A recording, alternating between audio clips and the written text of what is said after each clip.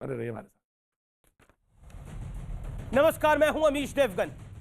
भारत में जो लोग कल तक रिहाना के समर्थन में नाच गा रहे थे, आज उन्हें शर्मसार करने का दिन है, क्योंकि अब हम इस अमेरिकी पॉप सिंगर का असली चेहरा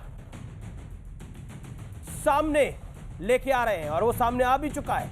हमने आर पार में पहले ही यह खुलासा किया था कि रिहाना ने करोड़ों रुपए लेकर भारत विरोधी, भारत का बदनामी वाला ट्वीट किया और अब यह खुलकर हिंदू देवी देवताओं का अपमान करने पर उतर आई है। इसकी शर्मनाक हरकत हम आपको अपनी रिपोर्ट में आज दिखाएंगे, लेकिन आज भारत के खिलाफ टूल किट गैंग पर एक और बहुत बड़ा एक्सपोजे करने का दिन है, खुलासा करने का दिन है, क्योंकि अब इसमें पाकिस्तान की बदनाम एजेंसी आईएसआई का बड़ा हाथ सामने आ गया है। मलेशिया में रहने वाले पीटर फ्रिडरिच पाकिस्तान की खुफिया एजेंसी आईएसआई से जुड़ा है। पीटर आईएसआई के K2 प्लान यानी कश्मीर प्लान का बड़ा अहम हिस्सा है। एक मिशन है K2 यानी कश्मीर और खालिस्तान। इसी पीटर ने किसान आंदोलन का फायदा उठाने के लिए पूरी स्क्रिप्ट लिखी, लेकिन सवाल है कि क्या हमारे देश के कुछ लोग जाने अनजाने में इस पूरे भारत विरोधी एजेंडे का मोहरा बन गए, इस गैंग का मोहरा बन गए। आज इसी पर होगी देश की सबसे बड़ी बहस। किसान बहाना, भारत है निशाना, यानी ये मुल्क है निशाना, हमारा भारतवर्ष है निशाना। आज का आर पार इसी पर होगी देश की सबसे लोकप्रिय डिबेट।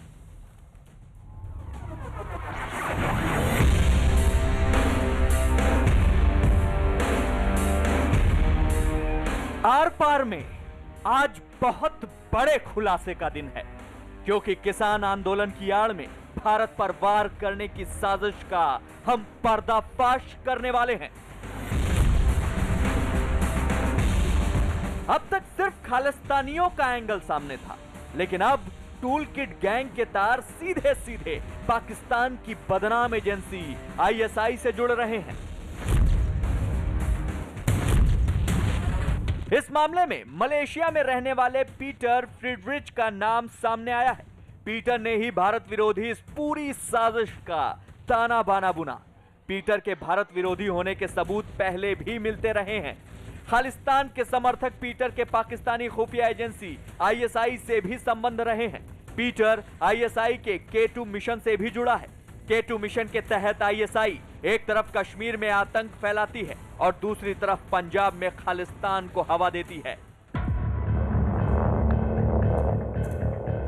दूसरी तरफ रिहाना के समर्थन में ताल ठोकने वालों के लिए भी आज शर्मसार होने का दिन है, जो किसानों की समर्थक बनकर मैदान में कूदी थी। हालांकि आरोप है कि इसके लिए रिहाना को करोड़ों रुपए भी मिले थे, लेकिन जरा इसकी शर्मनाक तस्वीर देखिए। यह पॉप स्टार रिहाना है।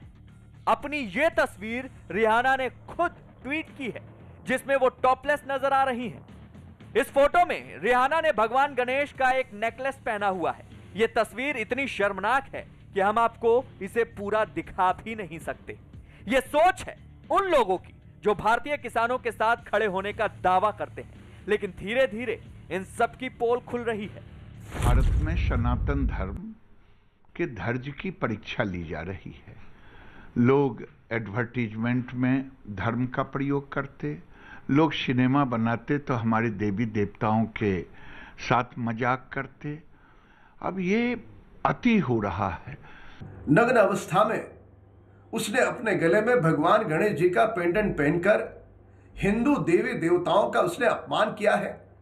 क्या कांग्रेस दल उसका समर्थन करेंगे या उसका विरोध करेंगे? यह सोच समझ करके षड्यंत्र के तहत हो रहा है। मोदी जी का दुनिया में डंका बज रहा है, तो जब डंका बज रहा है तो रिहाना ने ऐसा कैसे किया?